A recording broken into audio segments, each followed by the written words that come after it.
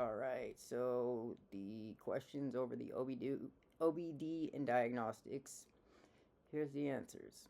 For number 1, OBD2 is onboard diagnostic system built in every vehicle made after 1996. A scanner reads fault codes from the ECU. Every car owner should have one. They start at $20. You can get a little Bluetooth one now, but spend a couple hundred and get the bidirectional, and that's kind of your basic one.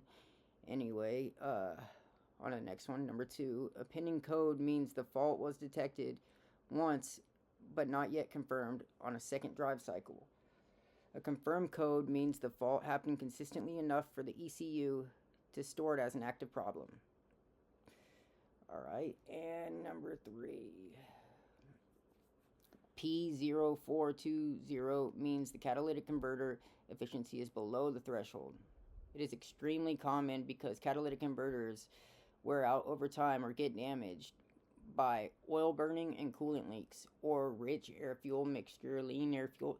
They're very, very sensitive. Anyways, check back later today for some more questions and then tomorrow for the answers. Subscribe if you haven't subscribed. Leave comments down and let me know how many you got right. And have a great day.